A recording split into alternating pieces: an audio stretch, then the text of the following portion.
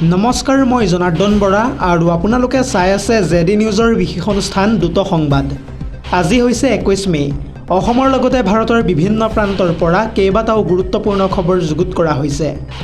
তাৰে ভিতৰত প্ৰথমটো খবৰেই হৈছে এটা অত্যন্ত গুৰুত্বপূৰ্ণ খবৰ, কিয়নো এইবাৰ নতুন ৰূপ পাব জুবিন ক্ষেত্ৰই। প্ৰায় 3 কোটি টকাৰ ব্যয়েৰে নিৰ্মাণ কৰা হ'ব সোণাপুৰৰ জুবিন ক্ষেত্ৰৰ বাউণ্ডেৰী ৱাল। ইতিমধ্যে এই সন্দৰ্ভত বৃহৎ ঘোষণা কৰিছে মুখ্যমন্ত্ৰী হিমন্ত বিশ্ব শৰ্মাই। পুনৰ জনাইছোঁ, এইবাৰ নৰূপ পাব জুবিন ক্ষেত্ৰই।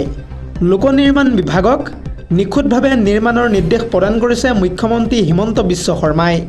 দ্বিতীয়বাৰৰ কাৰণে কাৰ্যভাৰ গ্ৰহণ কৰিয়ে জুবিন ক্ষেত্ৰত উপস্থিত হৈছে ইতিমধ্যে মুখ্যমন্ত্ৰী হিমন্ত বিশ্ব শৰ্মা। নিৰ্বাচনৰ সময়ত ৰাজনীতিৰ বাবে জুবিন ক্ষেত্ৰক বহুতে ব্যৱহাৰ কৰিছিল আৰু ৰাজনীতি কৰাৰ বাবে এটা সময়ত ইয়ালৈ আহিবলৈ বেয়া লগা হৈছিল। কিন্তু এতিয়া নিৰ্বাচন গ'ল, সেইকাৰণেই আমি এতিয়া জুবিন ক্ষেত্ৰলৈ আহিছোঁ। আমাৰ কাৰণে জুবিন গাৰ্গ অতীততো আছিল, বৰ্তমানেও আছে আৰু ভৱিষ্যতেও থাকিব। জুবিন ক্ষেত্ৰত উপস্থিত হৈ মুখ্যমন্ত্ৰী হিমন্ত বিশ্ব শৰ্মাই কৰিছে এই ডাঙৰ মন্তব্য। পৰৱৰ্তী খবৰটো হৈছে আন এটা বহুতেই বেছি গুৰুত্বপূৰ্ণ খবৰ, কিয়নো ৰাজ্যত হ'বলৈ গৈ আছে লোকপিয়ল আৰু প্ৰতি ঘৰে ঘৰে যাব চৰকাৰী বিষয়া। লোকপিয়লৰ সন্দৰ্ভত কিছু বিশেষ তথ্য আহি পৰিছে, ফুল স্ক্ৰীনৰ জৰিয়তে জনাই যাম সবিশেষ। পুনৰ জনাইছোঁ, সমগ্ৰ ৰাজ্যজুৰি চলিব লোকপিয়ল। সমগ্ৰ ৰাজ্যত আগন্তুক 2 আগষ্টৰ পৰা আৰম্ভ হ'ব লোকপিয়ল। লগতে 17 আগষ্টৰ পৰা ঘৰে ঘৰে যাব গণনাকাৰী বিষয়া। ইয়াৰ উপৰিও 15 ছেপ্টেম্বৰ পৰ্যন্ত ৰাজ্যত চলি থাকিব লোকপিয়ল। আৰু এই লোকপিয়লৰ বাবে ৰাজ্যত ইতিমধ্যে নিয়োগ কৰা হৈছে 85,000 গণনাকাৰী বিষয়া। লোকপিয়লৰ সঞ্চালক প্ৰধান বিশ্বজিৎ পেগুৱে আনুষ্ঠানিকভাৱে ইতিমধ্যে জনাইছে এই তথ্য। পৰৱৰ্তী খবৰটো হৈছে চৰকাৰী বিষয়া কৰ্মচাৰীসকলৰ সন্দৰ্ভত পুনৰবাৰ সৰব হৈ পৰিছে ৰাজ্যৰ মুখ্যমন্ত্ৰী হিমন্ত বিশ্ব শৰ্মা। মুখ্যমন্ত্ৰীগৰাকীয়ে কৰ্মচাৰীসকলৰ সন্দৰ্ভত কি মন্তব্য কৰিছে বিতংভাৱে জনাই যাম সবিশেষ। পুনৰ জনাইছোঁ, অৱসৰপ্ৰাপ্ত চৰকাৰী কৰ্মচাৰীৰ পেঞ্চন প্ৰক্ৰিয়াক লৈ কঠোৰ হৈ পৰিছে এইবাৰ চৰকাৰ।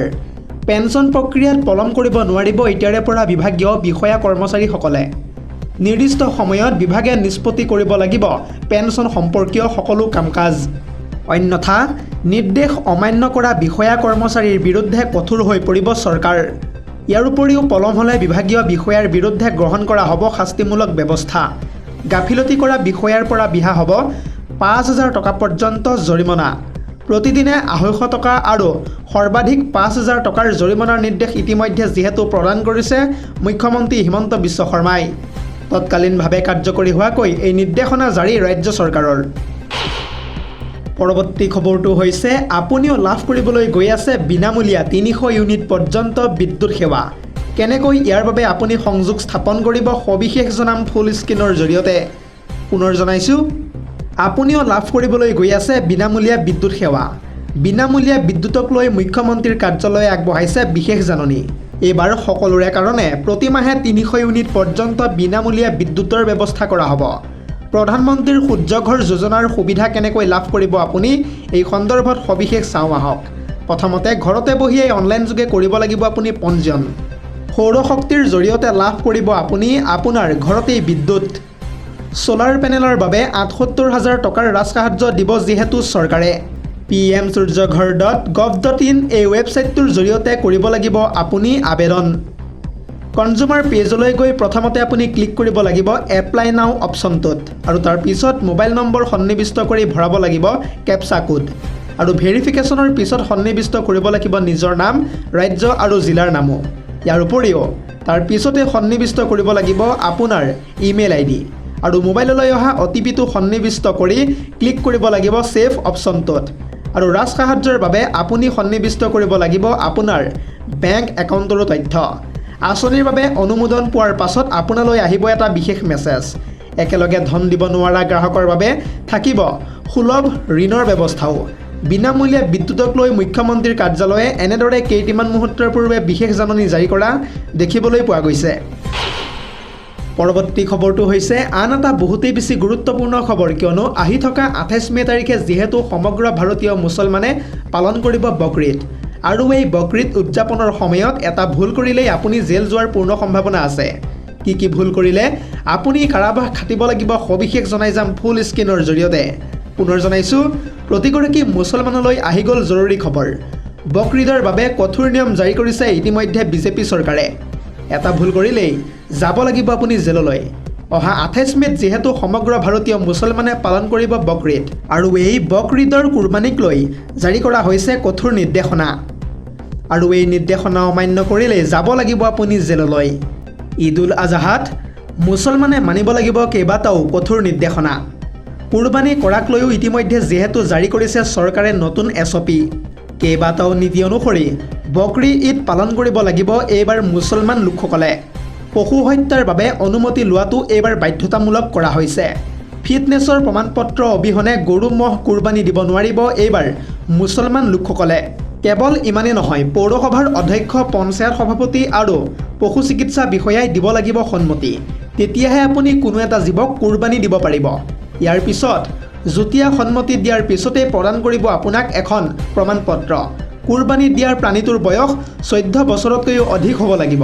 পশুটো কৃষিকাৰ্য নতুবা প্ৰজননৰ উপযোগী হ'ব নোৱাৰিব। লগতে কোনো আঘাত, বাৰ্ধক্য, শাৰীৰিকভাৱে অক্ষম জন্তুহে দিব পাৰিব এইবাৰ আপুনি কুৰবানী।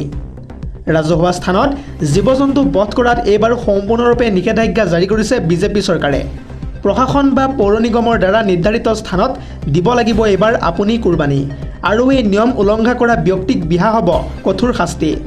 নিয়ম উলংঘা কৰিলে 6 মাহ পৰ্যন্ত কাৰাবাস খাটিব লাগিব আপুনি। ইয়াৰ উপৰিও নিৰ্দেশনা অমান্য কৰিলে যাব লাগিব আপুনি জেললৈ। লগতে বিহা হ'ব আপোনাক 1000 টকা পৰ্যন্ত জৰিমনা। দায়িত্বভাৰ গ্ৰহণ কৰিয়ে একশ্যন মুডত এনেদৰে এতিয়া দেখিবলৈ পোৱা গৈছে পশ্চিমবংগৰ চৰকাৰক। শুভেন্দু অধিকাৰীৰ চৰকাৰে কেইটিমান মুহূৰ্তৰ পূৰ্বে বকৰী ঈদক লৈ জাৰি কৰিছে এই কঠোৰ নিৰ্দেশনা। পৰৱৰ্তী খবৰটো হৈছে আন এটা বহুতেই বেছি গুৰুত্বপূৰ্ণ খবৰ, কিয়নো মন গ'লেই এতিয়াৰে পৰা আপুনি ৰাজপথলৈ উলিয়াব নোৱাৰিব নিজৰ বাহনখন। ৰাজপথলৈ বাহন উলিওৱাৰ পূৰ্বে সাৱধানতা অৱলম্বন কৰিব লাগিব আপুনি, অন্যথা আপুনি বিপদত পৰিব লাগে। ইতিমধ্যে এই সন্দৰ্ভত কঠোৰ হৈ পৰিছে প্ৰশাসন। পুনৰ জনাইছোঁ, মন গ'লেই যিকোনো সময়তে ৰাজপথলৈ উলিয়াই নিব নোৱাৰিব আপোনাৰ বাহনখন। ইন্ধনৰ সংকটৰ প্ৰতি লক্ষ্য ৰাখি প্ৰশাসনে আনিছে এই নতুন নিয়ম। প্ৰশাসনে নিৰ্ধাৰণ কৰি দিব কোনদিনা বাহন উলিয়াব পাৰিব আপুনি ৰাজপথলৈ। ইতিমধ্যে যিহেতু ODD event vehicle movement system আৰম্ভ হৈ পৰিছে ৰাজ্যত। এদিন যুগ্ম নাম্বাৰ প্লেটৰ বাহন চলিলে পিছদিনাখন চলিব অযুগ্ম নম্বৰ প্লেটৰ বাহন। শেহতীয়াকৈ ছিকিম চৰকাৰে ৰাজ্যবাসীৰ বাবে আনিছে এই নতুন নিয়ম। অৱশ্যে বাইক, টেক্সি, কেবক ৰেহাই দিয়া হৈছে এই নিয়মৰ পৰা। কেৱল ইমানেই নহয়, এম্বুলেন্স, অগ্নি নিৰ্বাপক বাহিনী, সেনাৰ বাহনো নপৰে এই নিয়মৰ আওতাত। সপ্তাহৰ শনি আৰু দেওবাৰে স্বাভাৱিকভাৱেই ৰাজপথত চলিব বাহন। পৰৱৰ্তী খবৰটো হৈছে আন এটা বহুতেই বেছি গুৰুত্বপূৰ্ণ খবৰ, কিয়নো অসহ্যকৰ গৰমত অতিষ্ঠ হৈ পৰিছে এতিয়া ৰাজ্যবাসী। আৰু এই অতিৰিক্ত গৰমত 3জনকৈ লোকৰ সৈতে সংঘটিত হৈছে শোকাবহ ঘটনা। আৰু এই সন্দৰ্ভত সবিশেষ জনাম ফুল স্ক্ৰীনৰ জৰিয়তে। পুনৰ জনাইছোঁ, বিনা কাৰণত ঘৰৰ পৰা বাহিৰলৈ ওলাওঁতে সাৱধান হওক, কাৰণ গোলকীয় উষ্ণতা প্ৰায় 50 ডিগ্ৰী চেলছিয়াছলৈ তাপমাত্ৰা ইতিমধ্যে যিহেতু বৃদ্ধি পাইছে। উৎকট গৰমৰ বাবে বিকল হৈ পৰিছে ইতিমধ্যে AC কুলাৰ। শীতল পানী খায়ো ৰক্ষা পোৱা নাই বৰ্তমানেও জনতা। অসহ্যকৰ গৰমত ইতিমধ্যে মৃত্যু হৈছে 3জনকৈ লোকৰ। নাগপুৰত সংঘটিত হৈছে এই শোকাবহ ঘটনা। আৰু তাৰ সমান্তৰালকৈ অসমতো গোলকীয় উষ্ণতা বৃদ্ধি পোৱাৰ আছে পূৰ্ণ সম্ভাৱনা। নাগপুৰত আজিৰ দিনটোত বিশেষকৈ 45.5 ডিগ্ৰী পৰ্যন্ত তাপমাত্ৰাত বৃদ্ধিত মৃত্যু হৈছে 3জনকৈ লোকৰ। আৰু অধিক বৃদ্ধি পোৱাৰ আছে পূৰ্ণ সম্ভাৱনা বিনা কাৰণত। সেয়েহে ঘৰৰ পৰা বাহিৰলৈ ওলাওঁতেও হ'ব লাগিব আপুনি সাৱধান। News desk report, ZD news.